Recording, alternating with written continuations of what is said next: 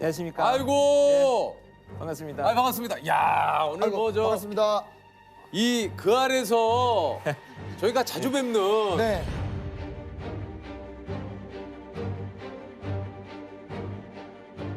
연쇄살인범 유영철, 강호순, 정남규 범죄자 1000명 프로파일링 대한민국 최초의 프로파일러 우리 권일용 교수님이십니다. 아유 안녕하십니까. 반갑습니다. 예.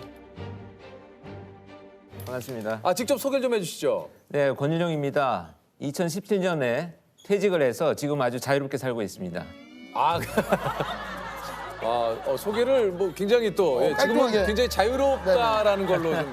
아니 근데 우리나라에 프로파일러가 도입된 지 한 20년 정도 됐나요? 언제 이게 네. 좀 예. 한국 경찰에 이제 그 공식적으로 직제가 생긴 것이 2000년 2월 9일입니다. 이제 만 정확하게 20년. 얘기하시네요. 왜냐하면 제가 그날이 발령난 날. 2000년 2월 9일. 날. 아니 그러면 이게 저 그 프로파일러가 도입된 이유가 있을까요 그 당시에? 네, 그때가 이제 한국 사회 범죄가 동기가 뚜렷해 왔거든요.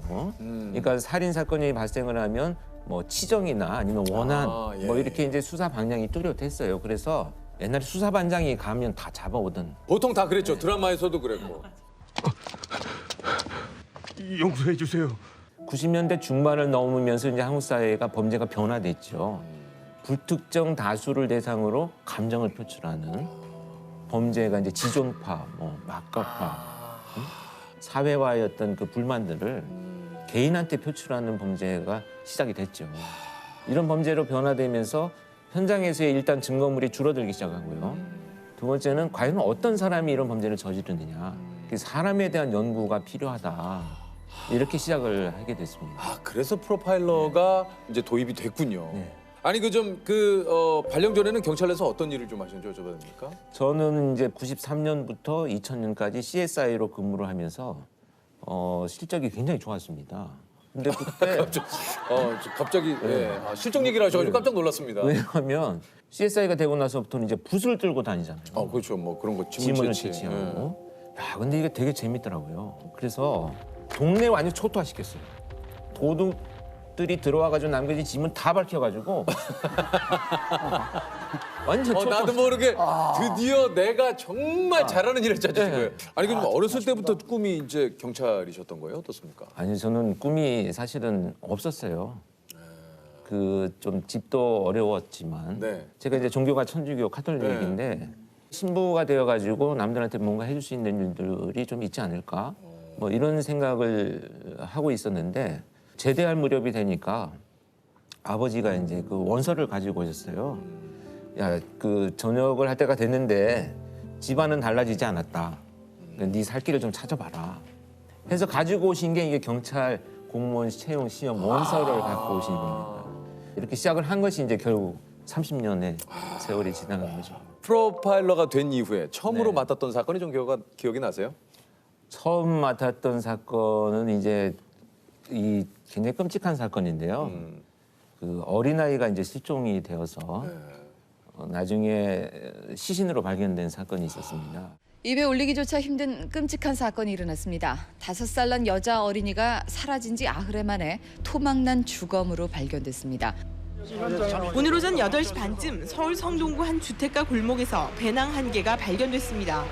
안에는 지난주 이 동네에서 실종된 5살 김 모양의 사체가 토막난 채 들어있었습니다. 범인을 잡았지만 이제 그 아이는 돌아오지 못했죠. 근데 그 사건을 체포하고 나서 이제 범인하고 만나서 이제 면담을 하던 중에 점심을 같이 먹게 됐어요. 특히 아동을 그렇게 끔찍하게 살해한 범죄자하고 점심을 같이 먹으면서 야, 내가 이제 돌아올 수 없는 강을 건너고 있구나.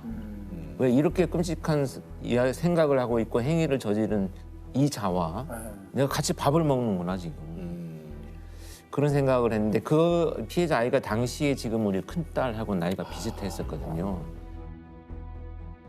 범죄자들은 범행을 저지르고 남을 해치기 위해서 열심히 먹고 살고 나는 그 범죄자들을 검거하기 위해서 또 열심히 먹고 살아야 되는 그런 극단의 상황에서 같이 같은 밥그릇에 국그릇에 밥을 같은 숟가락으로 같이 떠먹으면서 나는 너를 잡으려고 몇 날 며칠 밤을 샜지만 너는 도망 다니고 사람들을 해치느라고 또 몇 날 며칠을 밤을 새웠겠구나. 이런 생각들을 처음 느끼게 된 거죠.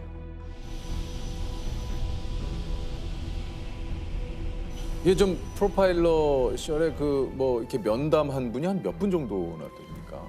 제가 퇴직할 때 공식적으로는 960명이 정도 되니까 한 1000명. 한 1000명 정도 되네요. 예. 이게 좀 그 1000명의 범죄자들 중에 좀 잊지 못할 그 뭐 범죄도 좀 많이 있으실 것 같아요.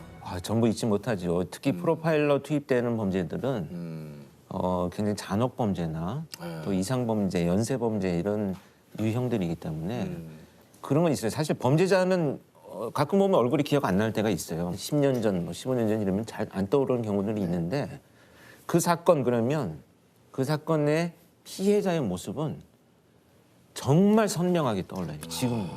그 장면들이 어디 속에 있는 것 같아요. 머릿속에. 그래서 기차를 타고 제가 부산까지 가다가 보면 대전 여기 그때 무슨 사건이 있었지. 여기 그때 무슨 사건 때문에 내가 왔었지. 그러니까 모든 장소들이 사건의 기억으로 연결이 되어 있어요. 모든 장소들이 사건의 기억으로. 네, 연결이 되어 있어요.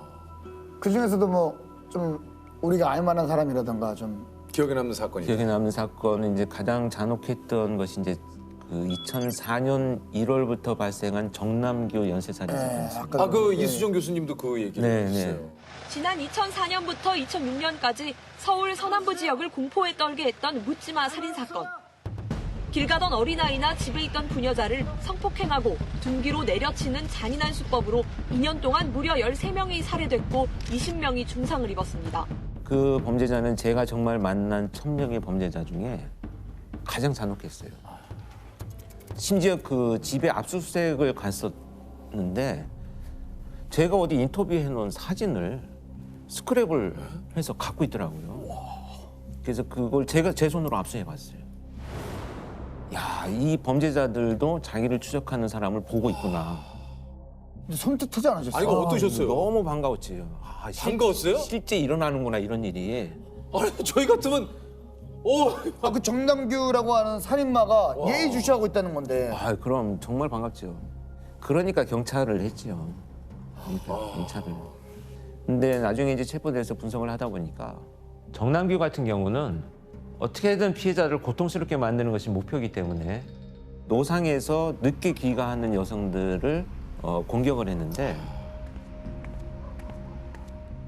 정말 특이한 거는 단 한 건도 뒤에서 피해자를 공격한 게 없어요.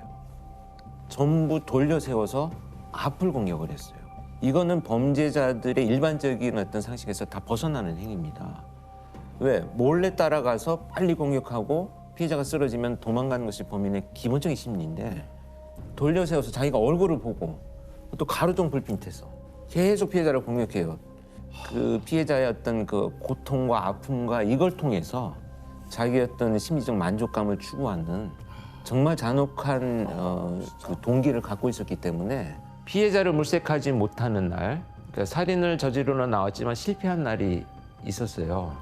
그럼 어떻게 했느냐라고 했더니 예전에 살인을 저지른 곳에 가서 내가 서 있어 봤다. 너무 내가 행복했다. 이렇게 그 살인을 추억하는 정말 잔혹성이 가장 높았었고. 일말의 반성이 없습니다. 결국은 이제 교도소 안에서 극단적인 선택을 하고 이제 말았는데 저한테도 편지를 많이 보냈었거든요. 그 편지를 보면 내가 이렇게 잡혀와가지고 더 이상 사람들을 살해하지 못하니 너무 답답하다. 그러니 사형 집행을 하든지 아니면 나를 좀 내보내달라. 사람을 죽이고 싶어서 나 견디지 못하겠다. 이런 편지를 계속 보냈었어요. 그래서 이제 결국은 자기가 선택을 했는데 저는 그게 극단적 선택을 한 게 아니고 자기가 결국은 자신을 살해한 살인의 마지막이다. 이렇게 생각을 합니다. 스스로가. 스스로. 살인의 끝은 결국 자기였다. 이렇게 생각을 합니다. 참 좀. 참. 아니 정남규와의 면담을 통해서 미제 사건을 또 해결하신 게 있다고. 네. 사건이 이제 발생하기 2004년에 발생하기 훨씬 전에 초등학교 이제 5학년, 6학년 학생들이 산에서 사망한 채 발견된 사건이 있었습니다. 미제 사건으로 남아 있었던 거고요. 근데 저는 그 수법이 굉장히 특이했습니다. 그 아이들을 제압한 수법이. 그래서 제가 왜 이런 방법으로 피해자들을 공격을 했는지를 이해하기 위해서 쓰던 컴퓨터 바탕화면에 시신 장면을 올려놓고 한 6개월을 매일 봤어요. 매일. 밤에도 보고 낮에도 보고 아침에도 보고 매일 봤어요. 매일.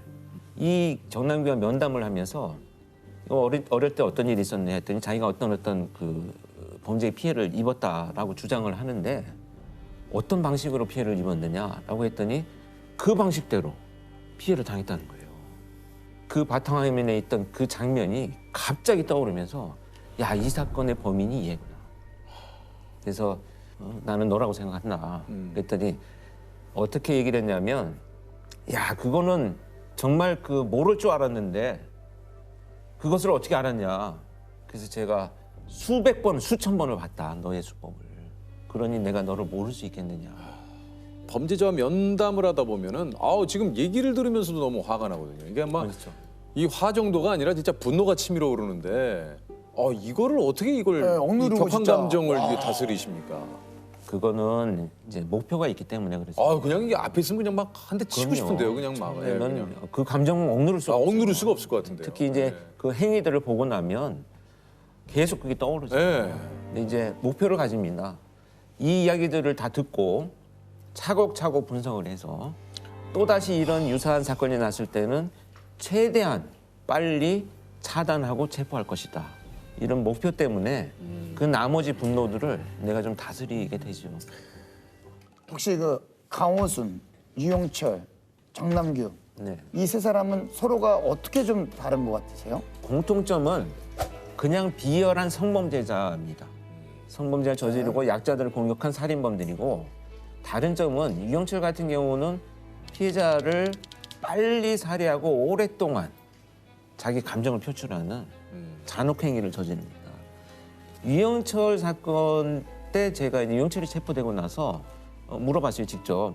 너도 범행 현장 가봤냐? 그랬더니 아니 뭐 언론에 다 뉴스에 보도되고 경찰이 무슨 뭐 증거를 찾았다, 뭐 누구를 수사한다 이런 게 다 나오는데 내가 왜 가볼 필요가 뭐가 있냐? 그래서 안 가봤다. 심지어 나도 댓글을 달아놨다.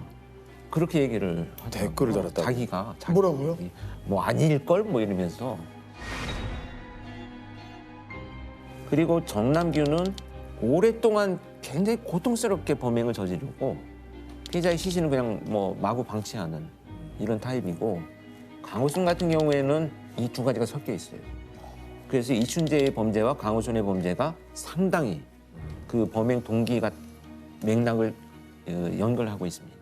그래서 이제 다행인 것은 2009년에 강호순이 체포된 이후로 한국 사회에 지금 연쇄살인범이 다행스럽게도 지금 나타나지 않고 있다는 거죠. 아직까지는 한 건도 없죠, 연쇄살인은. 근데 이게 없어진 게 아니에요. 사실은 빨리 잡히는 겁니다. 그래서 제가 퇴직하기 전에 어떤 범죄자를 만나보면 야, 이거 한 건으로 체포됐지만 이거 지금 체포가 안 됐으면 연쇄였구나 하는 자들이 있었어요. 이게 왜냐? 지금 이제 그 국민의식이 높아졌습니다. 사소한 이런 일들에 대해서 전부 카메라 찍고 제보하고 이런 국민의식들, 그다음에 CCTV, 그렇죠. 블랙박스 뭐 이런 그 사회 안전망들이 사실은 그걸 차단하고 있는 겁니다. 그래서 빨리 체포가 되는데 조금 우려되는 것은 그러다 보니 형량이 그렇게 또 길지를 않아요.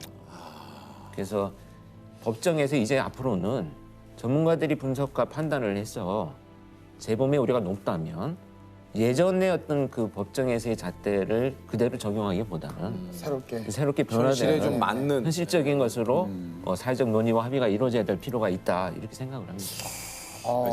아니 이게 저 네. 경찰 일은 언제 그만두신 거예요? 2017년도 4월 30일 날 제가 명예퇴직을 했어요. 이게 그 정년퇴직이 아니고. 명예퇴직이요? 어떻게 하시다가? 그래서 사표 낸 거죠, 사표. 아니 왜 사표를?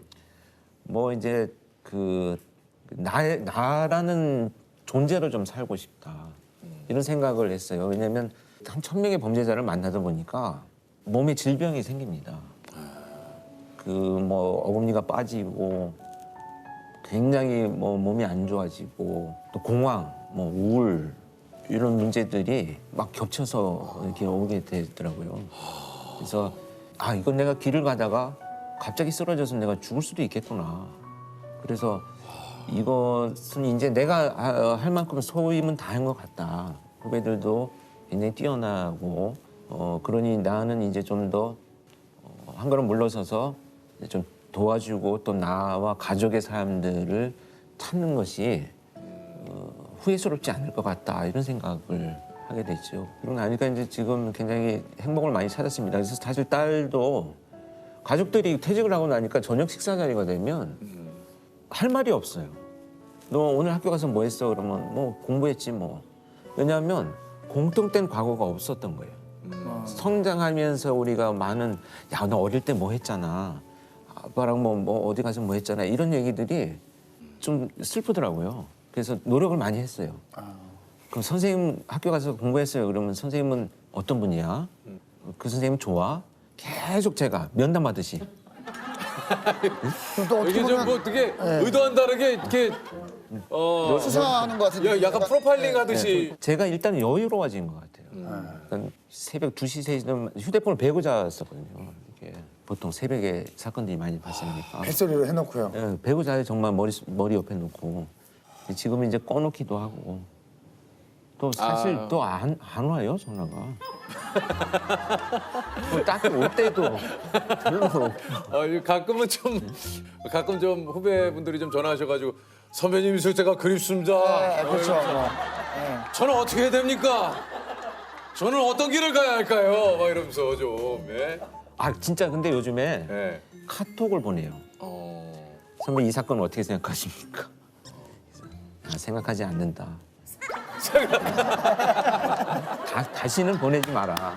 제발. 생각하지 않는다. 아 이거 좋다. 국내 1호 여성 프로파일러입니다.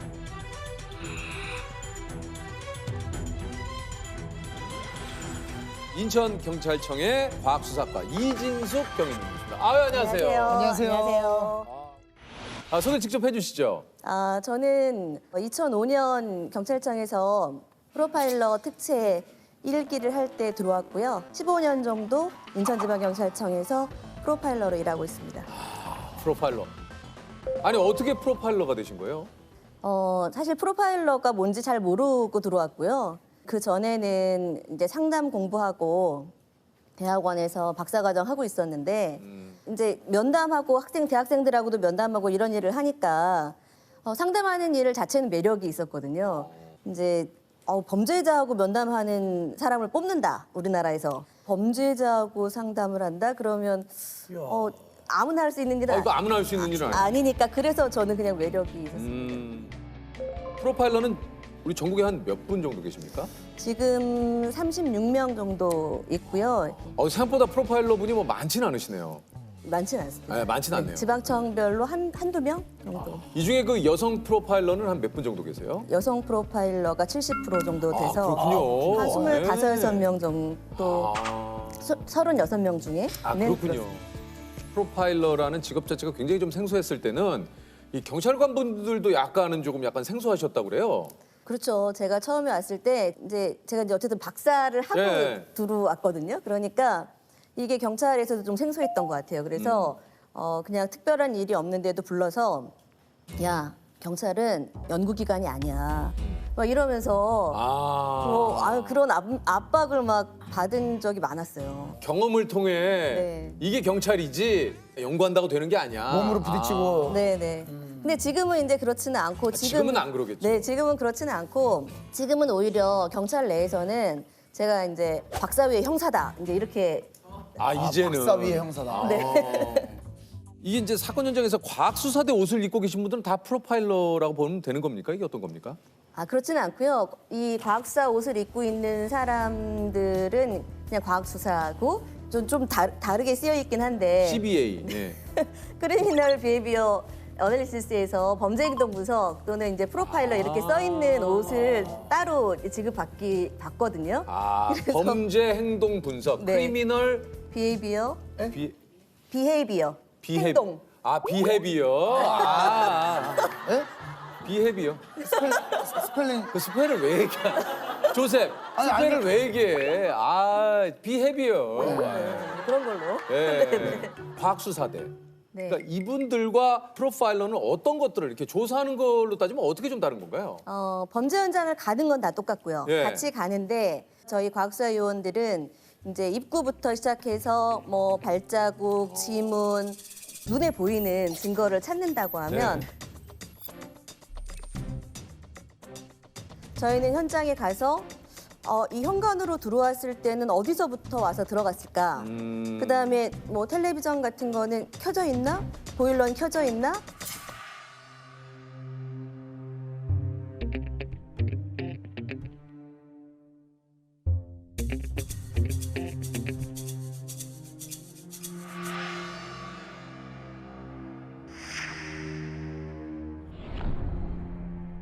먼저 이렇게 눈에 보이지 않는 증거들을 좀 찾는다. 그러니까 말 그대로 행동 심리를 분석을 하는 거예요. 네. 프로파일러라면은 이제 좀 범죄자를 굉장히 좀 많이 만났을 것 같은데 몇 분 정도 만나보신 거예요? 제가 일일이 세보진 않았지만 그냥 얼핏 해도 한 300명 이상을 만나고 뭐 최근에 이춘재도 만났고 고유정도 만났고 뭐 많이 만났죠. 어우, 진짜 그 두 사람을 다 만났어요? 네네네 만났습니다. 와. 저는 이제 중간에 투입이 됐고요. 이춘재가 부산에 있었을 때는 우리 경기남부청에 있는 프로파일러가 가서 자백을 받았습니다. 네. 네, 화성 연쇄 살인 사건의 유력한 용의자인 이춘재가 범행을 인정했습니다. 전국에서 차출된 프로파일러 9명이 주말을 제외하고 거의 매일 이춘재를 접견하며 신뢰관계를 형성한 것도 큰 역할을 했습니다.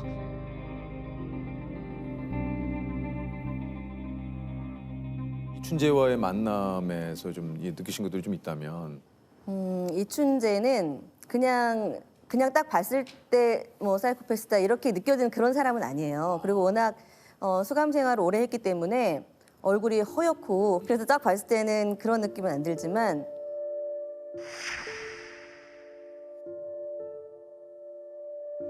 수원으로 옮겨와서는 저랑 같이 이제 면담을 진행한 것도 있거든요. 제가 뭐 10여 차례 면담했는데 면담하면 할수록 이 사람 정말 문제 있는 사람이구나. 정말 사이코패스구나 이런 생각이 드는 사람이에요. 이렇게 표현했어요. 내가 만약에 계속 그 범죄에 대해서 생각하거나 잘못했다는 생각을 하면 내가 지금 이렇게 많은 걸 했겠냐 이렇게 반문하더라고요. 네.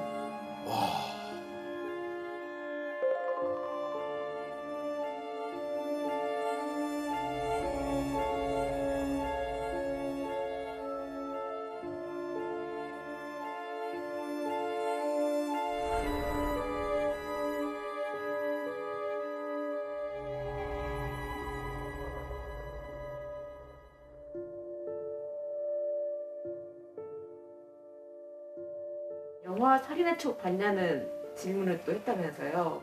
본인이 살인의 추억 봤다고 했고 아무런 감흥이 없었다고 그렇게 대답했죠. 마치 사건을 얘기할 때 제3자처럼 얘기하는 그런 습관이 있더라고요. 그 사건을 내가 만약에 했으면 그 사건 트라우마가 나한테 있는 게 사실이고 하나만 내가 잘못했다고 하더라도 사실 괴로워야 맞는 거잖아요.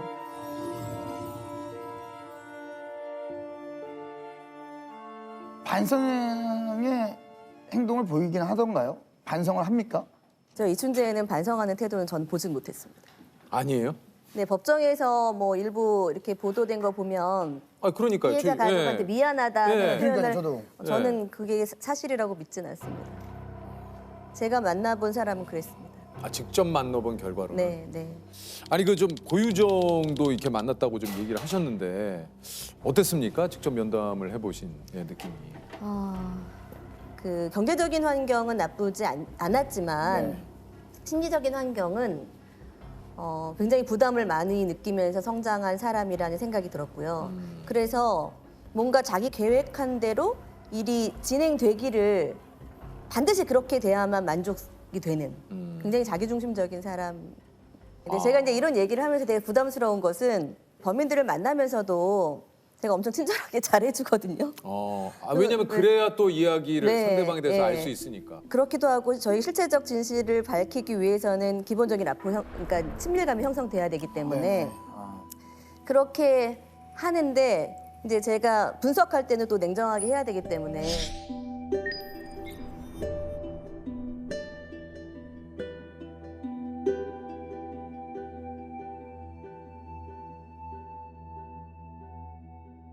영화나 드라마에서처럼 뭐 그런 기싸움도 좀 있습니까? 그 범죄자와. 기싸움은 당연히 있죠. 예를 들면 어떤 기싸움이 있나요? 예를 들면 뭐 물건 하나 가져간 것과 관련해서 훔쳐간 것과 관련해서도 그거 당신이 가져갔습니까? 라고 물어보면 순간적으로 계속 생각하거든요. 범죄자들도. 지금 가져갔다고 할까? 아니면 보기만 했다고 할까? 보지도 못했다고 할까? 막 이런 생각들을 순간적으로 막 하거든요. 순간적으로 좀 자기 스스로도 방어를 자꾸 하게 되는 답변을. 그럼요. 네, 그런데 뭐 화장실 가고 싶어 하는데 지금 가라고 하는 게 좋을지? 물 달라고 하는데 줘도 될지? 뭐 심지어는 뭔가를 얘기할 것 같아서 물을 주잖아요.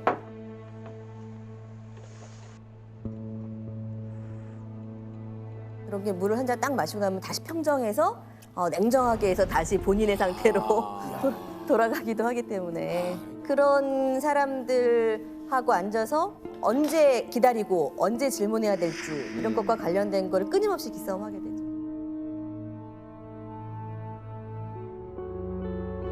가장 기억에 남는 사건이 있다면 어떤 게 좀 있을까요?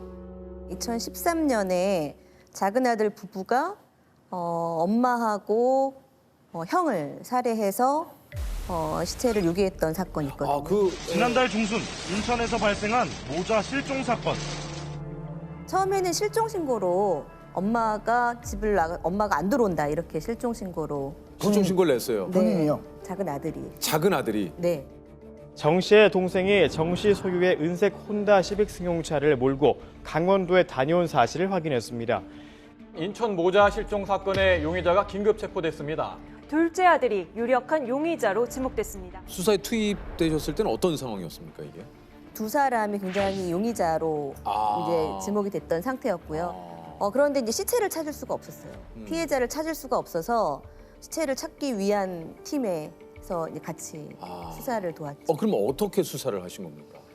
며느리가 용의자라고 생각이 되긴 했는데요. 어쨌든 며느리를 참고인으로 해서 계속 며느리하고 저는 면담을 했고요. 저랑 굉장히 많은 시간을 공유했어요. 여자였기 때문에.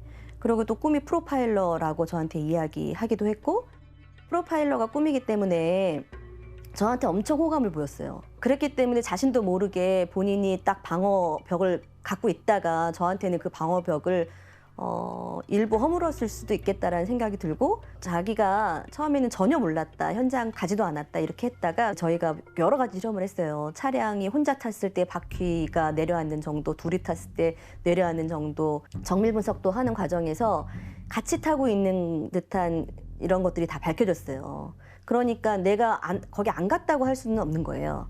그러면 그 다음에 자기가 어떤 액션을 취해야 될까 고민했던 것 같아요. 시체를 찾고 나야 재산이 정리가 되잖아요. 그래서 남편은 어쩔 수 없이 이제 범인으로 특정된 상태였기 때문에 본인이 범인이 아니라면 그 재산은 본인께 되거든요.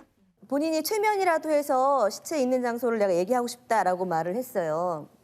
근데 저는 그게 최면이라는 거를 빌어서 본인이 얘기를 하려고 하는구나 이렇게 생각을 했고 그때를 놓치면은 못할 것 같았어요. 얘기를 안 할 것 같아서 지금 하자 이렇게 해가지고 그냥 빈 사무실을 하나 빌려가지고 이제 그렇게 해서 소파에 앉아서 이렇게 하는데 막 정말 리얼하게 말을 하는 거예요. 그래가지고 막 저 혼자서도 막 소름이 끼쳤죠. 다 기억하더라고요. 그리고 뭐 원래 아는 거죠, 그 내용. 본인이 뭐 최면 걸린 게 아니니까. 시신 유기 당시 함께 있었던 정 씨의 부인 29살 김모 씨의 증언이 결정적이었습니다. 정 씨의 아내는 두 사람이 실종된 직후 남편과 강원도로 여행을 떠났는데 차에 큰 여행용 가방 2개가 실려 있었고 남편이 강원도 정선과 경북 울진 야산에 가방을 하나씩 버렸다고 진술한 겁니다.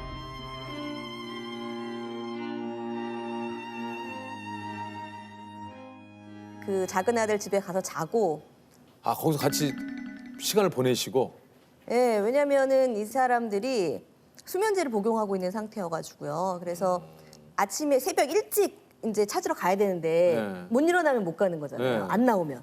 그러니까 같이 가서 누군가 자야만 했거든요. 어우. 그 용의자 분들하고 같이. 네, 여자 용의자하고 같이 잔 거죠.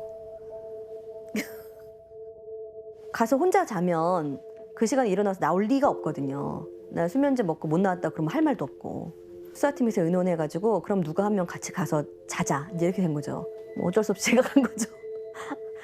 무서웠어요 당시에는. 예. 자고 아침에 일어나서 갔는데 언저리만 계속 돌고 기억이 잘 안 난다고 또 이렇게 얘기하다가 나중에는 이제 그 근처까지 갔고 여기다 하고 누가 여기 있다고 이제 발견하게 됐죠. 인천에서 실종된 모자 가운데 어머니로 추정되는 시신이 강원도 정선에서 발견됐습니다. 어제 어머니로 추정되는 시신에 이어서 오늘 장남의 시신도 발견됐습니다.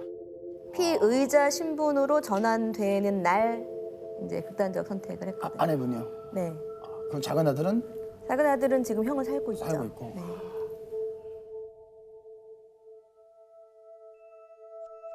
근데 이런 얘기를 아무 데서나 가서 할 수도 없잖아요. 없죠. 그래서 거기야. 저희는 그 광역 분석이라고 해서 여러 지방청 프로파일러들이 같이 모여서 분석하는 일을 많이 하거든요. 새벽 2, 3시까지 막 분석하거든요. 남들이 보면 프로파일러들 사이가 안 좋은가? 싸우는가? 막 이런 생각이 들 정도로 굉장히 치열하게 토론해요. 왜냐하면 저희들 내부에서도 합의되지 않은 보고서를 쓸 수는 없거든요. 그 일은 주관적인 판단 안 하는 데도 도움이 되고요. 법정에 보고서가 제출됐을 때 객관성을 담보하는 데도 도움되기 때문에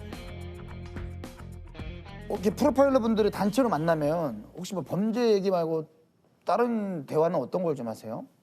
보통 2박 3일, 3박 4일 이렇게 하고 나면 앉아서만 하니까 그 락볼링을 치러 간다거나 다 같이? 네. 락볼링이요? 네. 그냥 볼링 말고 약간 좀 락볼링. 꿍짜. 네. 예. 그런 거 맥주도 한 잔씩 하시고. 하러 간다거나 아니면 막 락볼링 진짜 신선한데요? 네, 그런 활동적인 거 하려고 노력하죠. 회식할 때 뭐 건배사 같은 거 프로파일러 뭐 프로파일러 뭐야? 저희 뭐 이 멤버 많이 이 멤버. 꿍쌍. 아, 나이스 스트라이크! 리멤버! 꿍쌍. 스트레스 푸셔야죠. 부셔야죠. 네. 꼭 필요합니다. 혹시 그 좀 경희님의 직업병 같은 거 좀 있으세요? 저는 사실 몰랐는데요. 제가 이제 이런 면담이나 이런 거에서 말을 막 듣잖아요. 듣다 보면 이상한 얘기도 있고 막 이렇잖아요. 네. 식당 같은 데를 가면 이렇게 같이 가족들이 가서 식사를 할 때 옆 테이블에서 좀 약간 이상한 소리가 들린다. 예사롭지 않은 대화가 들린다. 그러면 제가 자꾸 이렇게 쳐다보나 봐요, 사람을.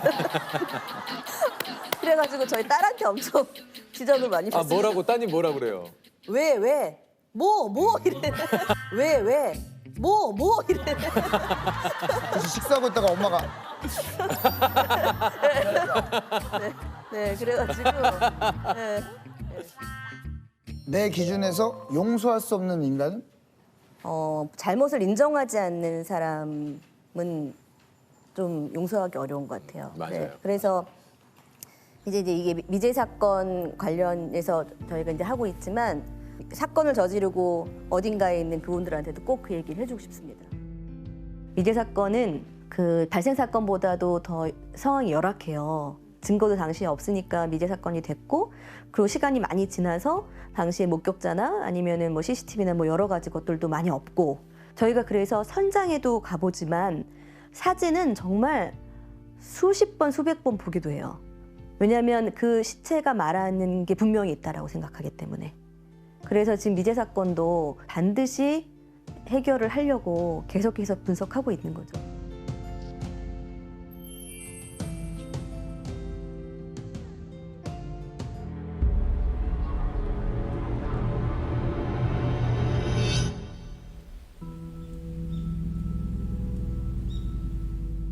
우리가 잘 알고 있는 것처럼 실종 아동에 대해서는 그 데이터베이스가 만들어졌어요. 그런데 성인 실종, 만 18세 이상의 실종자에 대해서는 데이터베이스를 만들 법적 근거가 없거든요. 우리나라에도 매년 많은 수의 그 신원 불상 변사자, 그중에 상당수는 또 범죄 피해자이기 때문에 범인 검거에도 또 신원 확인이 첫 번째 단계거든요.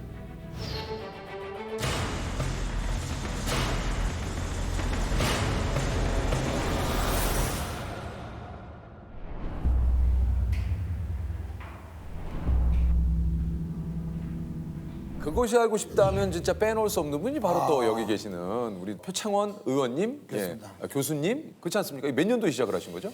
2000년이요. 2000년이요? 네, 20년 됐죠. 아 정말요? 네, 그것이 알고 싶다가 저를 방송에 데뷔 맞죠. 프로그램이죠. 만약 그 목표가 달성된다면 그 많은 것들은 다 정당화되고 합리화되고 목적 달성을 위한 어쩔 수 없는 필요악적인 과정들이었다라고 똥똥거리고 살 수 있는 멋진 차와 뭐 이런 것들이 본인이 희구했던 삶의 모습이라고 보여지고요. 대략 한 75에서 80% 정도는 독립으로 봐야 하지 않을까. 어쨌든 본인이 자발적으로 그 공산현장 입구까지는 갔을 가능성이. 직업적으로 봤을 때 프로파일러는 정확하게 뭐 어떤 그 직업을 얘기하는 겁니까?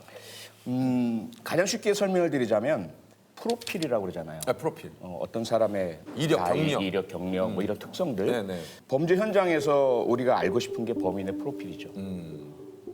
그것을 뽑아내는 사람이 프로파일러입니다. 그런데 만약에 지문이나 DNA로 이 사람이 누군지 확정됐다면 프로파일러 필요가 없죠. 그렇지 않은 현장에서 이 범죄 현장에 남겨진 특성들을 가지고 처음에 범죄 현장에 어떻게 접근을 했고 피해자를 어떻게 만났고 어떤 행동을 저질렀고 얼마나 머물렀고 그리고 증거 인멸을 위해서는 어떤 행동을 했고 이것들을 이제 그 흔적을 찾아서 그러면 이 사람은 어떤 특성을 가진 사람이다. 그러니까 보통 그 교수님 계신 곳에 가서도 촬영을 하지만 보통 이제 배수로나 이런 데서 제가 생각하기에는 이 버스 정류장에서 범인은 뭐 이런 얘기를 하면서 딱 할 때 그런 걸 보면서 막 집중이 확 되거든요.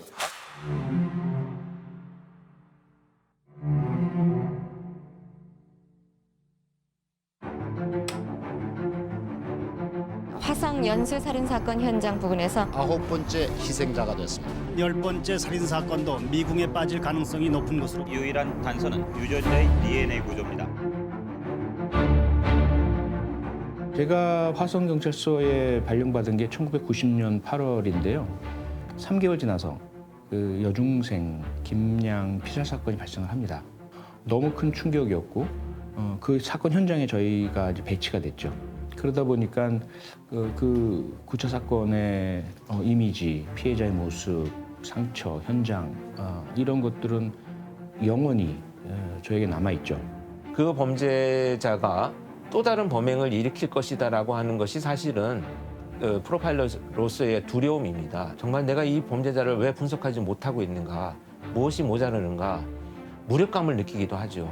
너무 많은 정보가 손실된 상태에서 분석을 했기 때문에 접근할 수 없는 한계가 좀 안타까움이 많이 있었죠. 그리고 이제 이게 2012년에 한 그 방송에서 표창 교수님이 그때 그 얘기를 하셨어요. 분명히 계속 범행을 저지를 수밖에 없는 상태에 도달했던 것으로 보이고요. 그것은 아마도 사망했거나 아니면 다른 범행으로 교도소에 수감돼서 장기간 복역 중에 있거나. 이걸 딱 예측. 이게 그대로 적중을 했습니다. 예. 이춘재. 당시 복역 중이었죠. 이거를 그 당시에도 뭔가 이 분석을 하시면서 확신을 좀 하신 건가요? 뭐 사실 그건 기본이고요. 프로파일링을 하면 왜 그런 생각을 하셨는 건지. 범행 주기가 점점 짧아지는 경향. 이런 것들은 그 스스로가 이 범죄적인 욕구와 충동이 대단히 강해져 있고 강하다는 것을 뜻해요. 그런데 어느 시점부터는 중단되었거든요.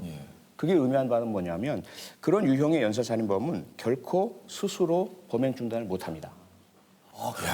그런데 동일범이 그러한 변형을 통해서 다른 범행을 저지른다는 신호가 잡히질 않는 거예요, 오랫동안. 그러면 이건 죽었거나 아니면 다른 범죄로 복역 중이다. 다른 범죄로 장기간 복역 중이거나 그 두 가지 중에 하나라는 거죠. 아니, 이게 실제로 이렇게 들어맞았을 때 본인 진짜 어떠셨습니까? 저는 첫 보도를 보고 못 믿겠더라고요. 그 오랜 시간 동안 꼬투리도 못 잡았는데 갑자기 한순간에 범인이 나타나니까. 더 중요한 건 뭐냐면 1986년에 영국 레스터 대학에서 처음으로 DNA를 수사에 활용할 수 있는 기법을 발견을 합니다. 그게 80년대입니까? 80년대, 86년이에요. 근데 한국에서 화성 연쇄살인 사건이 86년부터 시작이 됐잖아요. 현장 DNA 증거를 확보를 하긴 했는데요. 그때 워낙에 초기였잖아요. 영화 살인의 추억에도 나오지만 우리에게는 DNA 검사하는 기기도 없었고 장비도 없었고 기법도 없었어요. 그래서 저는 그 현장 시료 보관이 안 돼 있다고 생각을 했거든요. 그런데 놀랍게도 그 현장 수사관들이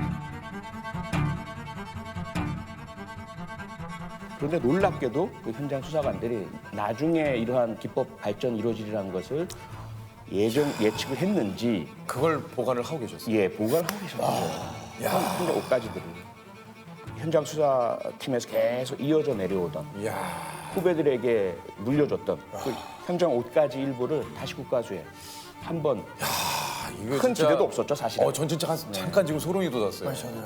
기필코 이 범인들을 잡아내겠다라는 이 의지가 결국 잡아낸 거 아닙니까? 그렇죠. 와. 소름 끼치는 일이죠. 처음에는 뭐 당연히 왜 이렇게 갑자기 또 의뢰를 했을까?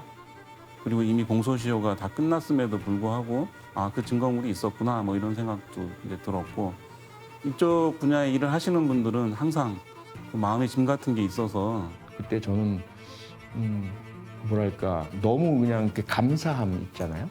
고마움, 감사함 이 감정이 그냥 압도를 했었어요. 이춘재가 잡힌다고 해서 모든 것들이 다 해소가 되는 건 아니죠, 당연히 아니지만 그나마 그 무거운 돌덩어리 같은 이 부채 의식이 그래도 조금은 이렇게 가벼워지는 그런 마음을 아마 다 같이 느꼈을 거예요.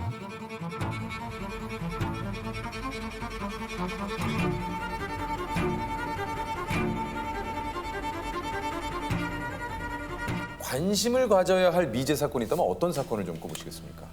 우선 포천 여중생 피살 사건 너무 가슴 아프고요. 신정동 엽기 토끼 사건으로 맞아요. 또 지금 뭐 계속 지금 그 안에서 계속 하고 있죠.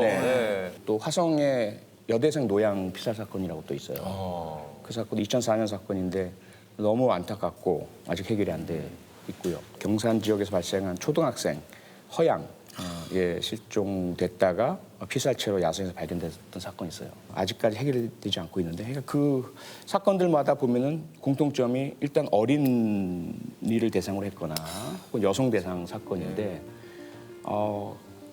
계속 가슴에 남습니다. 그 사건은 어떻습니까? 이용호 어린이 유괴 사건도 지금 그 사건도 근원 목소리 공소시효가 지나가 버렸죠. 그래서 너무 가슴이 아프고 그건 목소리가 있단 말이에요. 있죠. 그 범인의 목소리, 독특한 목소리가 있습니다. 여보세요. 실내등을 켜둔 상태에서 뒷 시트 한번 열어주시고요. 그럼 사모님이 직접 나오십시오. 아저씨를 못 믿겠어요, 제가요. 그죠. 그 사건도 너무 가슴이 아프죠. 20년간 조폭 잡는 형사에서 중대사건 책임수사관이 된 정희석 경감님이십니다. 안녕하세요. 반갑습니다. 형사님이셨군요. 형사님이시구나. 네.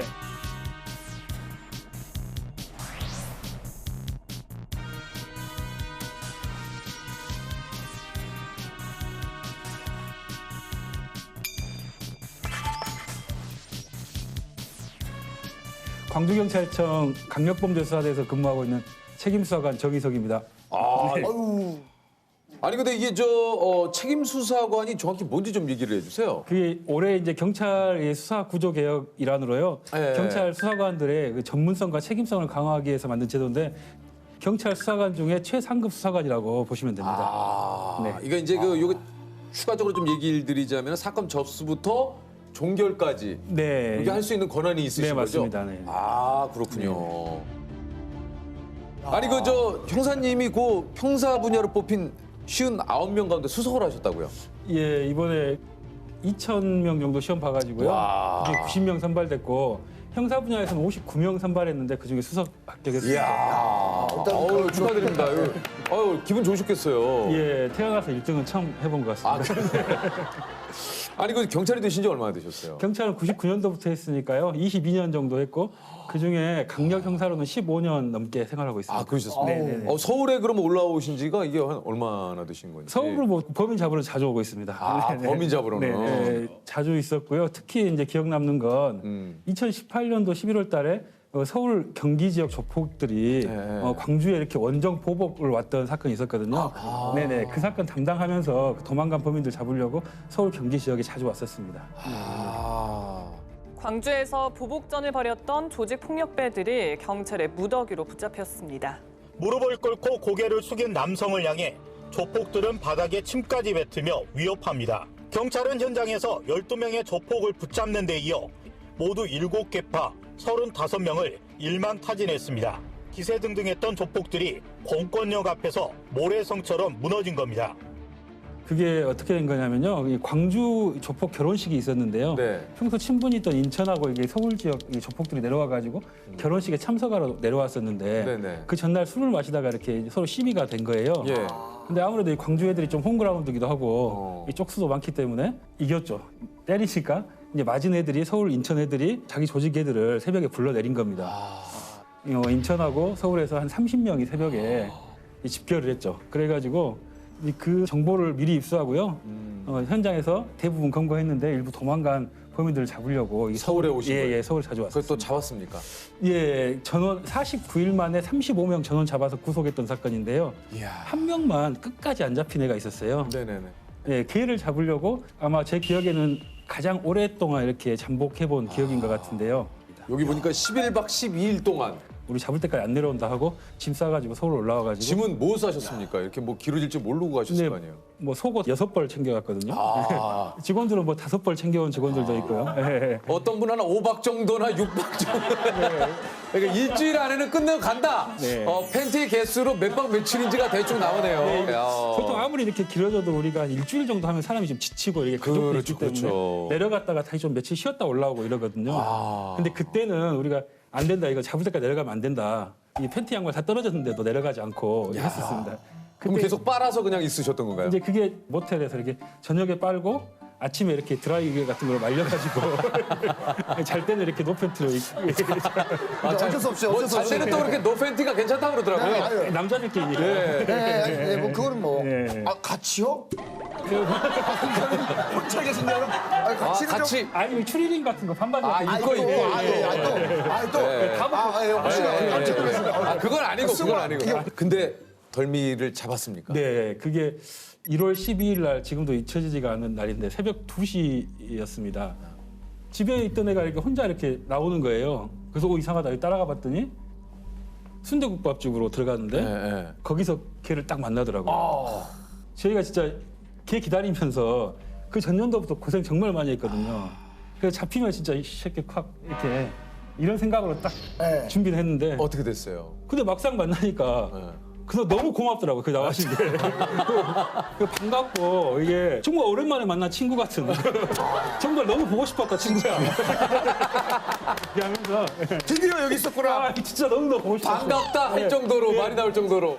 근데 또 이렇게 계시니까 같이 올라왔던 형사님 같기도 하고. 든든합니다. 범죄자들을 항상 이렇게 이제 잡으러 다니시니까 이게 사실은 그 항상 위험에 좀 노출이 돼 있는 거 아니겠습니까? 네, 그렇긴 한데요. 위험한 상황을 안 만드는 게 정말 베테랑 고수 형사라고 생각합니다. 뭐 영화나 이렇게 보면은 막 추격해서 이렇게 잡는다든지. 그렇죠. 아니 막 싸워서 이렇게 잡는다든지. 이런 건 조금 이렇게 이제 초보자 때 이야기고요. 고수들은 어떻게 잡? 저희 같은 경우는 이제 좀 기다리는 걸 더 하고 우리가 더 유리한 환경을 만들어 가지고 잡으면 좀 편하게 잡을 수 있습니다. 예를 들면요, 뭐 깡패들을 잡아야 된다. 그러면은 깡패들 숙소를 파악한단 말이에요. 그러면 숙소 앞에서 이렇게 딱 또 기다리고 있어요. 서너 명 딱 몰려 들어오면 여기서 이제 좀 초보자들은 딱 나가가지고 야 너희들 이리 와 이러면 그러겠죠. 그러면 도망간다거나 반항한다거나 이런 일이 생기거든요. 근데 이런 일을 아예 안 만들어야 됩니다. 어떻게 합니까? 좀 더 기다려야 돼요. 더 기다리면 얘가 숙소로 들어가서 한 3시간 정도만 더 기다리면 이제 잠이 푹 들었을 때 막 들어가도 모를 때 그때 이렇게 조용히 들어가가지고 후레쉬 딱 붙여가지고 하나씩 뿅 야 일어나봐 이러면은 먼저 일어나 내 먼저 수갑 딱딱 채워가지고 이렇게 좋은 환경에서 편하게 잡아야지. 뭐 우상탕탕 할 필요 없네. 그건 편안하게 잡아야 됩니다. 이제 그들 쪽에도 형사님 너무 유명하시죠. 혹시나 뭐 그들 사이에서 불려지는 이름이 있다거나. 저도 뭐 나중에 좀 들었던 이야기가 있는데요. 걔들이 저를 정거장이라고 불렀다고. 왜요? 제가 한참 이렇게 이 광주에서 깡패들 교도소 많이 보낼 때 이 교도소 안에서 있으면 이제 자기들끼리 들어오면 얘기하기를 이제 네. 자기들도 합니다. 그러면 그때 야 너 어쩌다 들어왔냐 이러면은 아 정희석한테 잡혀서 들어왔어. 너는 아 나도 정희석한테 잡혀 들어왔어. 막 다 그러니까 한 깡패 선배 하나가 야 정희석이가 광주 교도소 오기 전에 들렸다 오는 정거장이냐? 정거장 장주기 아니 그분도 누군지 모르게 표현을 잘하셨네. 아니 그 좀 뭐 지금까지 맡으신 사건도 굉장히 많겠지만 좀 잊지 못할 또 사건도 좀 있으실 것 같아요. 네, 제가 형사 시작한 지 얼마 안 될 때 한 2년 정도나 됐을 때 이야기인데 5살짜리 이게 남자애가 이렇게 사망했다는 그 엄마의 신고가 있었어요. 현장 가보니까 이렇게 딱 단칸방에서 젊은 엄마가 5살짜리 남자애하고 3살짜리 딸을 이렇게 혼자 키우고 있더라고요. 근데 엄마 말에 의하면은 저녁에 식당 일을 갔다 와 보니까 애가 이 갈비뼈인 데가 아프다. 멍이 들어 있고 침대에서 뛰어놀다가 이렇게 침대 모서리에 이렇게 부딪혔다. 이렇게 이야기를 했다 그래요. 그러니까 엄마가 그래 밤이 늦었으니까 오늘은 자고 내일 아침에 병원 가자. 이렇게 하고 자고 일어났는데 아침에 이게 사망해 있었다고 이렇게. 근데 그게 이런 사건이 수사가 어렵습니다. 왜냐하면 아이는 이미 사망해 버렸죠. 또 내부에서 집에서 있었던 일이고 기존의 증거를 찾기가 어렵기 때문에. 그런데 형사과 사무실에서 그 아무것도 모르는 3살짜리 그 여자 동생이 뛰어놀고 있는 거예요. 그래서 걔를 안고 앞에 편의점 가가지고 과자 같은 걸 좀 사주고 이렇게 딱 걸어오는데 지금까지 아무 말 없던 그 3살짜리 애가 제 귀에 안고 있으니까 귀 옆에 바로 있었거든요. 귀에 대놓고 아빠가 때렸어요. 딱 이렇게 이야기하는 거예요. 근데 이제 엄마는 아빠가 없다고 했었거든요.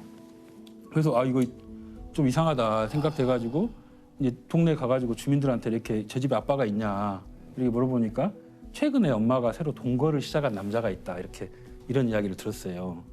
그래서 재조사하게 됐고 혹시 평소에 이렇게 맞는 걸 본 사람이 있을 수도 있으니까 돌아다니면서 다 이렇게 물어보고 다녔어요. 그러니까 사실 그 애가 아동보호 전문기관이라는 기관에 3번이나 이렇게 학대 의심으로 신고가 된 적이 있다는 걸 알았습니다. 그리고 그 신고자를 보니까 그 동네 이웃 아주머님이었어요.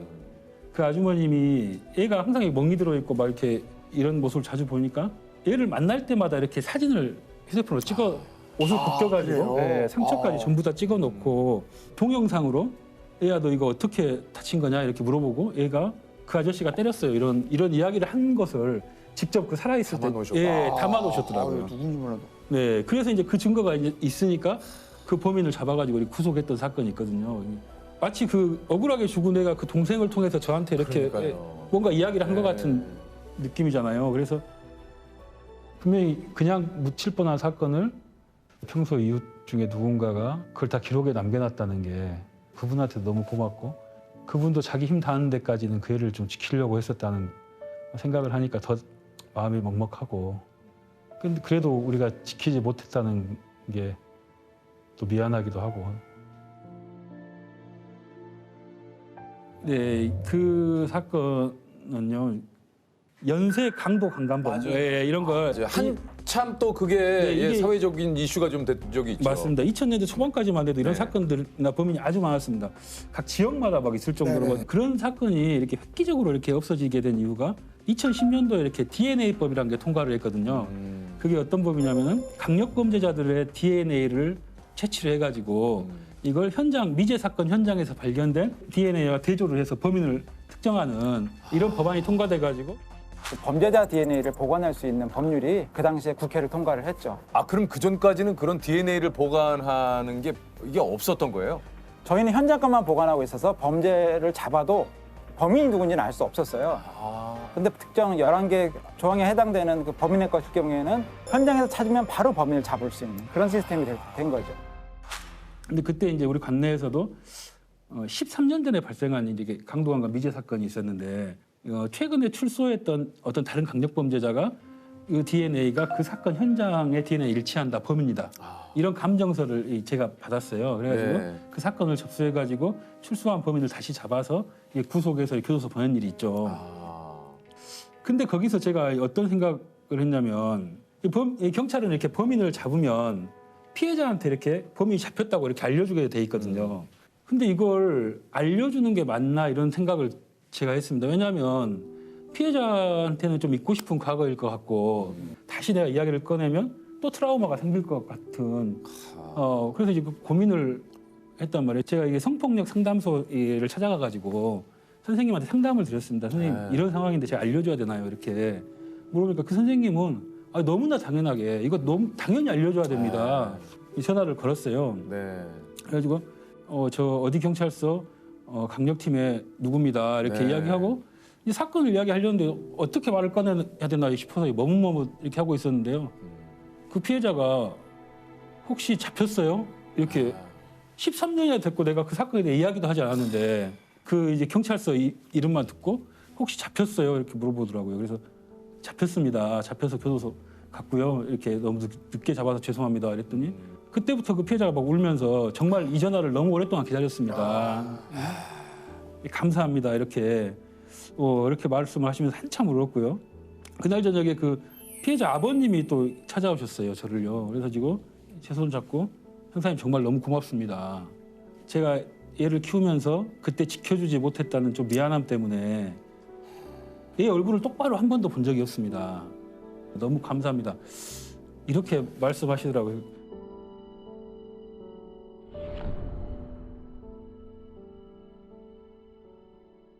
그 직업병 같은 게 좀 있으십니까, 형사님도? 집사람이 자주 하는 말인데 집사람이 밖에서 뭐 속상한 일이 있고 이러면은 집에 와가지고 저녁에 저한테 이제 하소연 같은 거 하잖아요. 오빠 이번에 누가 이렇게 나한테 이러더라 막 이렇게 얘기를 하면 이야기를 하면 그랬어 이렇게 좀 호응을 해줘야 되는데 그래? 너는 어떻게 했어? 아니면 내가 봤을 때 이건 상대방 이야기도 들어보고 결정을 해야 이벤트로 이렇게 저도 안 그러려고 하는데 사실하고 확인을 가족이고 남편이 아니라 이게 형사의 입장에서 자꾸 그러니까 집사람이 오빠랑 이야기하면 항상 조사받는 느낌이다. 이야기 대화가 하기 싫다 이렇게. 진짜 그래. 그래서 별로 대화가 없이 살아가고 있습니다. 그래서 대화가 없이 살아가고 있어요. 대화를 많이 하면 꼭 싸우더라고요. 그래서 자, 5감을 넘어 직감까지 동원해서 범인을 잡는 6감 경찰입니다. 우리 강승국 경위님. 안녕하세요. 네, 반갑습니다.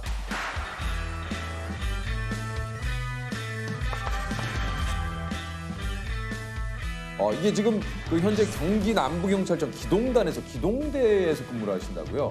네네네. 경찰관들로 구성되어 있는 기동대에서 팀장으로 근무하고 있습니다. 그 기동대가 하는 일이 뭔지 좀 구체적으로 좀 얘기를 해주시죠. 여러분들이 생각하시기에는 뭐 집회시위 근무에서 많이 생각을 하시는데 국가 중요 행사 있으면 경호 경비도 하고 방범 순찰이라고 범죄 예방 근무도 있고요. 실종자가 생기면 실종자 수색 근무도 있고 뭐 여러 가지 하고 있어요. 집회 현장에 아까 있는다고 좀 얘기를 하셨는데 근데 이제 간혹은 이제 이 시위가 좀 격해지다 보면은 진짜 좀 긴장 많이 되실 것 같은데요. 뭐 거의 진짜 어쩔 때는 전쟁터 칼총만 없지만 전쟁터 같은 분위기도 많기 때문에 잘못하면 진짜 그분들도 다치고 경찰관도 다치고 욕도 하시고 막 몸싸움도 막 심해지고 막 옷도 찢어지고 모자도 막 없어지고 막 시계도 막 떨어뜨리고 막 이런 경우도 막 있었거든요. 이제 시위가 이제 격해졌던 게 조금씩 이제 분위기가 가라앉으면 뭐 이것저것 있으면은 경찰관들한테 이거 경찰 아저씨 것 같은데요 하면서 여기 갖다 주는 경우도 있고. 그러니까 이게 흥분했을 때는 그렇죠. 그래서 딱 지나고 보면은 이렇게 분위기가 바뀌어요. 여름에 뭐 집회하고 있으면 땡볕에서 그분들 계속 앉아있고 막 그러잖아요. 그분들도 힘드시죠? 힘들죠. 그러니까 뭐 저희가 물도 이렇게 있으면 물 한 잔 드시라고 하시는 경우도 있고 뭐 그분들도 이제 나이대가 저희가 이렇게 많은 건 아니거든요. 대부분 뭐 우리 아들도 의경 출신인데 힘들겠다 이렇게 하는지 몰랐다. 뭐 이렇게 격려해 주시는 분들도 있고 우리 때문에 힘들지라고 막 이렇게 하시는 분들도 있고. 진짜요? 이게 또 울컥하네 또 그런 거 들으니까. 기동대에서 근무하신 지 2년 정도 되셨고 이전에는 어디서 근무를 좀 하셨습니까? 그 전에는 이제 112 종합상황실이라고 이게 112 신고 접수하는 곳에서 5년 정도. 경위님의 직감으로 범죄 현장을 좀 알아차린 적이 있다고 그래요? 이게 낮에였는데 뭐 여자분이 전화하셔가지고 다짜고짜 그냥 짜장면 두 그릇만 모텔로 좀 갖다 주세요. 이렇게 전화가 저한테 걸려왔어요. 이거 저도 아는데 저도 저도 알아요. 이거. 그 어떻게 보면 데이트 폭력을 당하던 여성분. 그분을 저 구해내신 거잖아요. 네네네. 실제 상황실 녹음 파일을 좀 준비를 했거든요. 한번 들어볼까요? 경찰입니다. 무슨 일이세요? 네, 여기 그 육교 있는 근처에 있는 모텔인데요. 짜장면 이름이 뭐예요? 짜장면이요? 혹시 남자친구한테 맞았어요? 네. 짜장면집이라고 말하면서 저한테 말하시면 돼요. 모텔 이름이 뭐라고요? 여기 모텔? 네. 그게 부근에 있는 건가요? 네. 여기 502호예요. 502호 가시고 똑똑똑 두드리면 문 열어주세요. 네.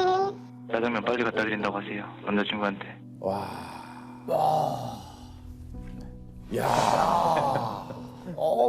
근데 들으면서도 이 정말 전화를 하신 그 이분께서도 정말 참 잘하신 거잖아요. 그 상황에서 기지를 발휘를 하신 거니까. 근데 이거를 알아채시고 이렇게 오늘 이분이셨구나. 경위님이 이거 몰랐네요. 젊은 여자분들은 이렇게 장난 전화나 허위 전화하는 경우가 거의 없어요. 잘못 누를 수도 없고 112 눌러야 이제 저희한테 전화가 오는 거니까.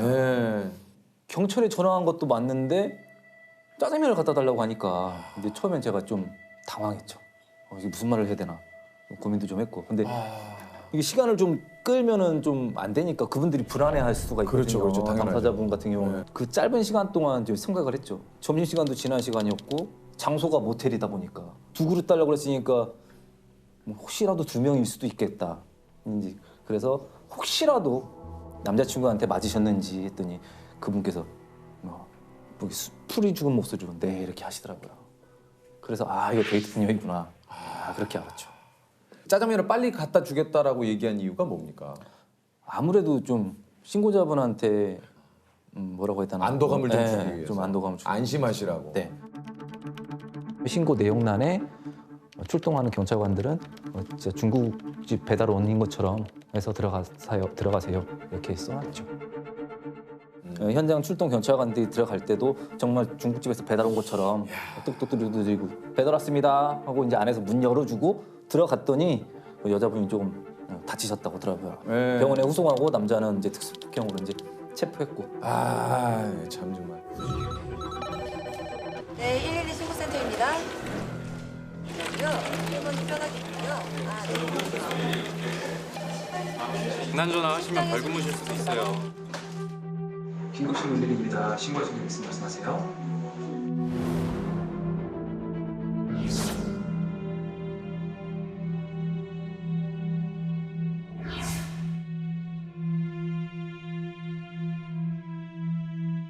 어느 날 밤 새벽 한 4시 정도 했는데 전화를 한다 하더라도 잘못 누를 수 없는 시간이잖아요. 전화번호 보고 이렇게 누르는 시간인데 새벽 4시에 전화가 왔는데 아무 말씀을 안 하시는 거예요. 잘못 누르지는 않았을 거고. 그래서 혹시라도 말씀을 못 하시는 상황이시면 핸드폰을 한번 톡톡톡 두들겨 보시라. 화면 같은 데 이렇게 두드리면 소리가 저한테 들리거든요. 진짜로 톡톡톡 두드리시더라고요. 이거 좀 이상한데? 말씀을 못 하시는 상황이고 제가 시키는 대로 했으니까 이거 이상한 상황이잖아요. 그래서 조용히 말해야 되겠구나. 그래가지고 여보세요. 무슨 일이세요? 혹시 거기 옆에 남자 있어요? 이런 식으로 이제 조용히 얘기했더니 그냥 여자분이 이제 그때서야 이제 좀 조금씩 말씀하시더라고요.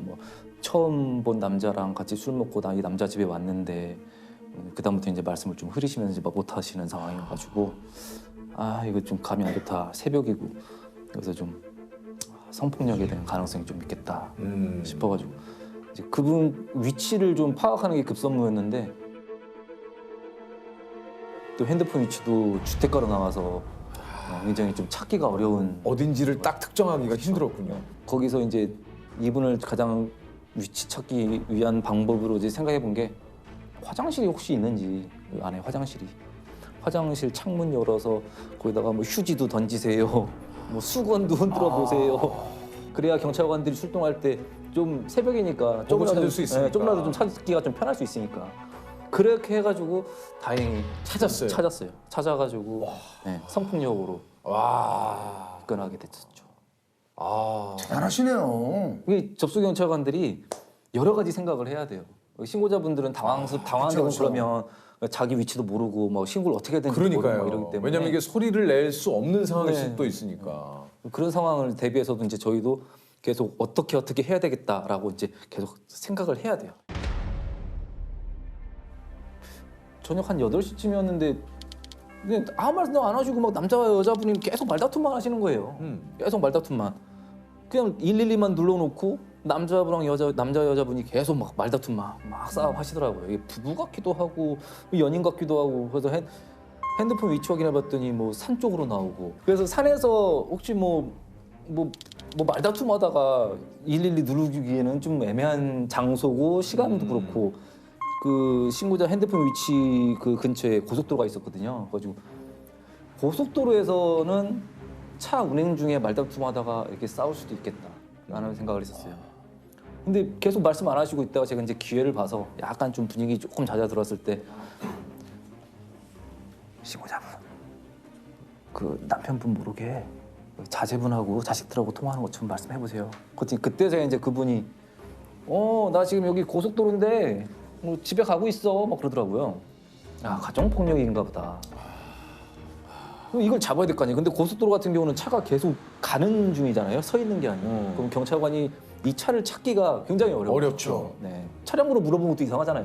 거기다가 그 사람은 경찰에 신고 안 한 것처럼 이렇게 말씀을 하셨는데 그래가지고 혹시 다음 휴게소가 어디세요? 그랬더니 다음 휴게소가 어디고 몇 킬로 남았어. 그러길래 이제 제가 휴게소 갔으면 휴게소에서 차를 세워야 될 것 같고 만약에 들어간다 그러면 가장 안전한 곳이 어딜까? 여자 화장실이 제일 안전한 것 같지 않으세요? 맞죠. 남자도 못 들어가잖아요. 맞죠. 그래서 이제 휴게소 들어가셔서 여자 화장실에 들어가 계시면 제가 최단 시간 동안 그 경찰관 출동시키겠다. 그래가지고 다행히 또 그 근처에 고속도로 순찰대가 있었어요. 그래가지고 4분인가 5분 만에 가가지고 일사천리로 진행이 되네요. 네. 대단하시다고 느껴지는 게 사실은 굉장히 급박한 상황에서 전화를 했기 때문에 그럼요. 심리적으로도 안정이 돼 있지 않은 상태일 거 아니에요. 근데 그것을 우리 경위님께서 차분하게 신고자분들하고 맞춰줘야 돼요. 신고자분은 뭐 급해 죽겠는데 경찰관은 거기서 신고자분 조금만 차분하세요. 막 이렇게 말하는 것보단 신고자분 제가 도와드릴게요. 이게 좀 그렇죠. 맞춰줘야 돼요. 이게. 제가 한 건 아니었고요. 10살 손녀딸이 집에서 없어졌다고 이렇게 신고 전화가 신고가 접수됐어요. 네. 그리고 접수자가 이제 납치 의심으로 신고를 접수를 해서 뭐 형사들이랑 지구대 경찰들이랑 가가지고 주변에 확인하고 CCTV 확인했는데 정말로 어떤 모르는 할아버지가 데리고 가는 게 나온 거예요, CCTV에. 이제 큰일 난 거잖아요. 이제 정말 납치니까.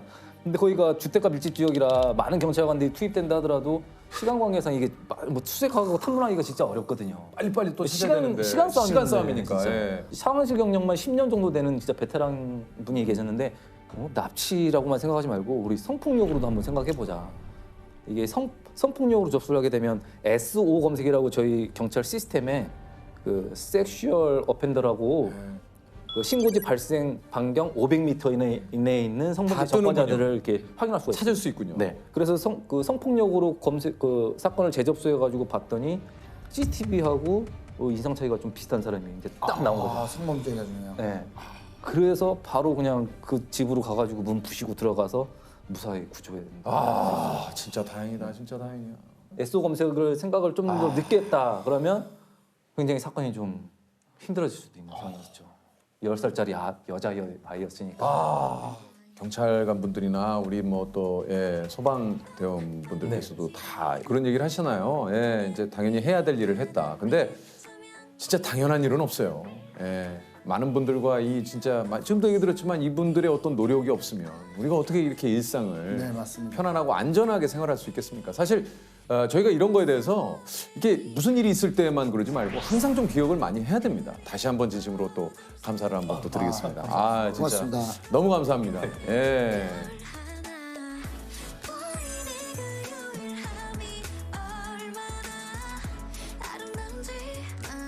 제가 접수를 잘못 받아서 뭐 이런 것보다는 그건 있었어요.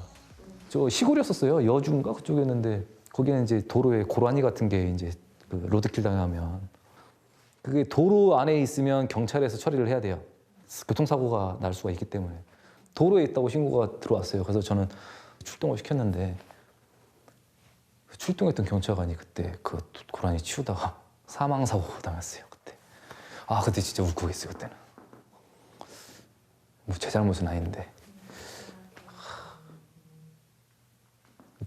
저 때문에 사람이 그것도 직원인데 저 같은 동료인데 그런 분이 고라니 치우다가 뭐 큰 사건을 한 것도 아니고 도로변에 고라니 치우다가 교통사고로 사망사고 났다고 그때는 좀 보내지 말았어야 되나 그런 후회도 들고 좀 그때는 좀 그랬어요. 나 때문에란 죄책감.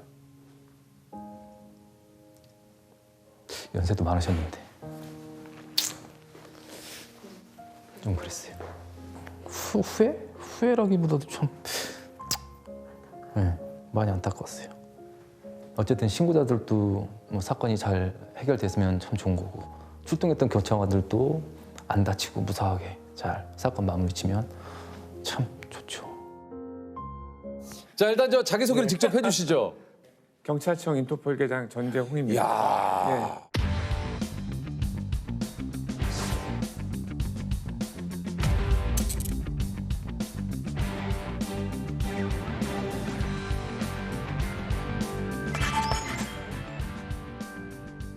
구체적으로 인터폴이 뭡니까? 우리나라 말로 이제 국제 형사 경찰 기구라고 하는데요. 다른 나라와 연관된 업무를 하다 보면 한 나라에서는 할 수가 없어요. 그래서 그 다른 나라의 협조를 받기 위해서 수많은 경찰 기구들을 국제 기구로 하나 만든 게 인터폴이죠. 인터폴이 여기 처음 생긴 게 언제입니까? 1900년대 초반에 모나코에서 이제 왕실의 보물을 누가 훔쳐서 다른 나라로 도망간 거예요. 다른 나라로 가면 이제 모나코 경찰이 못 가죠. 네, 갈 수가 없으니까 다른 나라 협조 없이는 안 되겠구나 해서 경찰끼리 모여서 논의를 시작한 게 계기가 됐습니다. 인터폴도 본부 같은 사무실이 있습니까? 이게 어디에? 프랑스 리옹이라는 도시가 있습니다. 아, 이건 프랑스에 있구나. 예. 프랑스 리옹이 계장님의 본사예요? 예, 그렇죠. 아, 우리나라가 아니구나. 예, 아닙니다. 저는 한국 소속이고 지점인가? 저희는 이제 경찰청 외사국이 국가중앙사무국이고 NCB라고 합니다. NCB요? 예, 내셔널 센트럴 뷰로라고 해서 그러니까 NCB 서울 안에 인터폴 전산망을 통해서 많은 수배 정보, 무효화된 여권에 관한 정보도 활용해서 해외로 도망간 범죄자들을 체포를 하고 있습니다. 체포를 하는 거예요? 인터폴 가입된 나라가 몇 개국 정도가 됩니까? 예, 194개국입니다. 와, 맞네. 현재 인터폴 총재님이 한국 분이시래요? 김정일 총재님. 야. 인터폴 부서는 구체적으로 좀 어떤 일들을 하시는 건지 설명을 좀 해주세요. 해외로 도피하는 범죄자들이 있거든요. 다른 나라 경찰하고 협조를 해서 잡아서 국내로 데려오는 일. 이게 가장 크고요. 두 번째로는 저희가 이제 국제 공조 수사라고 하는데 여러 나라를 거친 업무 같은 경우에는 한 나라에서 수사를 다 할 수가 없습니다. 그래서 필요한 사항을 공조를 받아서 다시 국내 수사를 할 수 있도록 그런 업무를 하고 있습니다. 이게 저 수배 등급이 총 8가지가 있는데 색깔로 구분이 되는 거예요? 적색 수배자는 저희가 중요한 피의자라고 생각을 하면 범죄라고 생각을 하면 인터폴 사무총국에 적색 수배를 신청을 합니다. 다른 나라로 가거나 할 때 걸리는 거죠. 그러니까 청색 수배는 이게 무슨 사건 관련자. 네, 관련자. 황색 수배는 실종자. 실종, 예. 흑색 수배는 사망자.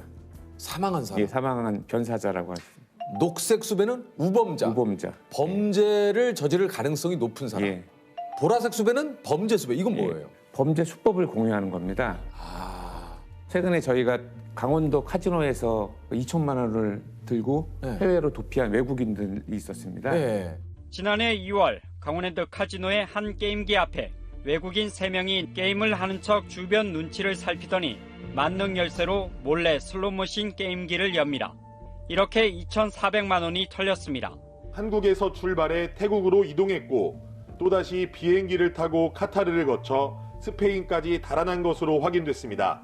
그리고 이제 최근에 2명을 저희가 송환해 왔는데 그런 것처럼 여지껏은 별로 흔치 않았지만 범죄 수법. 예, 수법. 이런 새로운 수법이 있다. 이게 보라색 수법. 예, 이런 보라색 수법. 직선 거리로만 1000km 가까이 되는 먼 거리로 도주했지만 이들의 범죄 드라마는 인터폴에 의해 막을 내렸습니다. 가장 좀 기억에 남는 사건이라고 할까요? 저희가 이제 필리핀에서 한국인 범죄자를 단체로 송환한 적이 있어요. 맞아요. 47명을 네, 비행기를 맞아요. 딱 빌려가지고 전세기로. 네, 전세기로. 예. 한두 명도 아니고 해외에서 47명의 범죄자를 사실 국내로 이렇게 데려오는 게 어떻게 한꺼번에 이렇게 올 수가 있었는지 좀 궁금하긴 해요.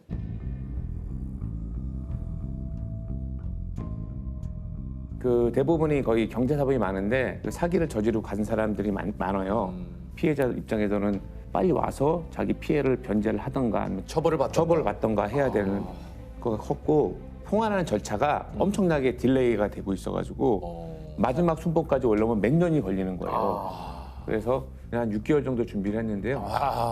그때 제가 머리가 좀 많이 빠졌었습니다. 그 당시에. 그 당시에 스트레스로. 받아서, 예. 네. 처음에 계획을 잡기 시작한 게 범죄자들이 그 비쿠탄이라는 인천 수용소가 있어요. 그곳에 80명이 있는데 수년이 걸리는 거예요. 송환을 하려면.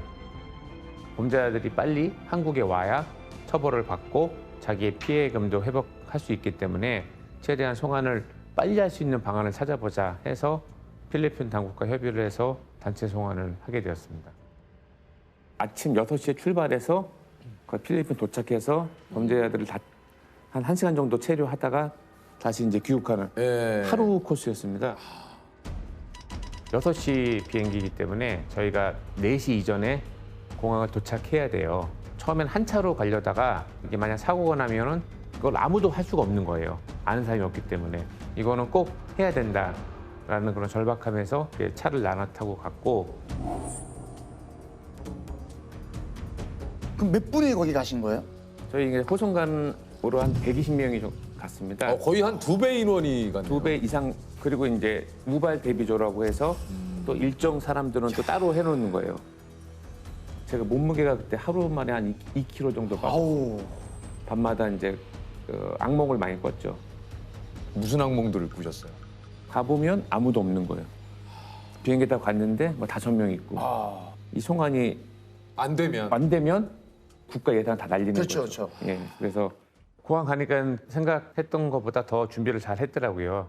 현지 그 당국과 협조를 잘 해서 버스에 그 범죄자들을 다 싣고 대기 중에 있었습니다. 그 전체적인 좀 분위기가 어땠습니까, 비행기 안이? 일부 세력들이 뭐 난동을 부리면 어떨까 했지만 저희가 안에서 경찰관들이 이제 양옆에 있었고 그리고 화장실 갈 때는 3명이 같이 가야 돼요. 수갑을 차고 있으면 화장실을 어떻게 그때만 잠깐 풀어줍니까? 안 풀어줍니다. 안에서 문을 잠글 수가 있거든요. 그렇죠. 예, 그러니까 문을 잠지 못하게 하고. 기내식은 나오나요, 비행기니까? 근데 기내식은 원래 이제 나오는데요. 근데 포크하고 나이프를 또 쓰면은 이거 자해나 이렇게 옆에 또 찔릴 수가 있기 때문에 저희가 샌드위치를 줬습니다. 그래서 이제 디테일하게 또 이런 것도. 지금 경찰과 피의자들의 모습을 함께 보고 계신데요. 네, 경찰청이 필리핀으로 도주한 한국인 범죄자 47명을 인천공항을 통해 국내로 호송하는 모습을 보고 계십니다. 네, 경찰에 따르면 이번 송환 대상에는 보이스피싱 28명을 비롯해서 사기사범 39명이 포함이 돼 있습니다. 이들 범죄로 인한 피해 액수는 총 460억 원에 이르고요. 지금까지 그 계장님이 그 송환한 그 도피범이 한 몇 명 정도 됩니까? 저희 부서에 있으면서 한 1,500명 했는데 뭐 저 혼자 한 게 아니라 저희 이제 직원들하고 같이 또 일선 수사관서 수사하시는 분들하고 같이 한 게 한 1,500명 정도. 아니 그 저기 송환한 도피범 중에 또 기억에 남는 도피범이 또 있다고 그래요. 나우루라는 나라에서 송환해 온 적이 있습니다. 나우루가 남태평양의 피지 옆에 있는 조그만 섬인데요. 세계에서 3번째로 작은 섬입니다. 거기에 이제 도피사범이 있다는 첩보를 듣고 송환해 왔는데 개인적으로 어떤 의미가 있냐면 그 전까지는 경제 피해액이 50억 이상이었습니다. 근데 제가 이제 부서에 가서 기준을 5억으로 낮췄습니다.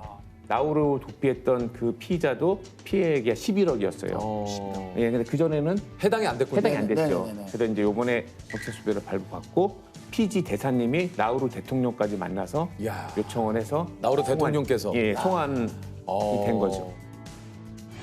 남태평양 피지의 한 공항. 외국인 경찰이 한국인 남성을 데리고 비행기에서 내립니다.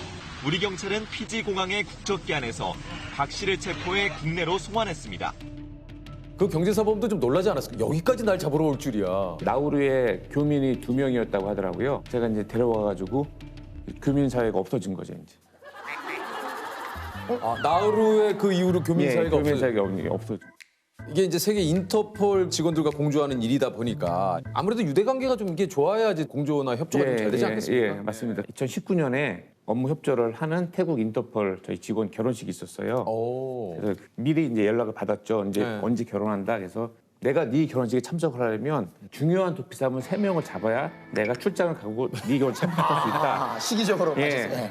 자기 결혼식에 맞춰서 딱 잡은 거예요, 3명을. 3명을 잡았는데 그래서 그 친구 결혼식에 참석을 해서 축의금 내고 네, 축하하고. 예, 야. 축의금 내고 오는 길에 3명을 이제 송환해서 혹시 내 인생에서 끝까지 가봤다 하는 순간은 언제신가요? 대학생 때 이제 보디빌딩 선수 생활을 전국 대회 1등까지 했습니다. 네, 96년도 때 제일 열심히 했던 것 같아요. 이야. 혹시 끝까지 노력해서 반드시 해결하고 싶은 게 있으십니까? 해외에 나가면 반드시 데려온다라는 인식을 좀 심어주고 싶습니다. 끝까지. 그들에게 혹시 하고 싶으신 얘기 직접 있으면. 좀 얘기를 하시죠. 예. 반갑습니다. 그래도 이제 인사를 해야죠. 예의가 있으시네요. 피해자분들 생각하셔서 빨리 귀국하시기 바랍니다. 안 그러면 제가 또 보내겠습니다. 피해자들 입장을 생각하면 굉장히 좀 화가 나죠. 돈 몇천만 원하고 몇 억이 거의 전 재산이잖아요. 그럴 정도의 돈을 사기쳤다는 거는 거의 그 사람이 가용할 수 있는 전 재산을 훔친 거나 마찬가지거든요. 지구 끝까지 쫓아갈 수 있다는 걸 심어주고 싶습니다. 끝까지.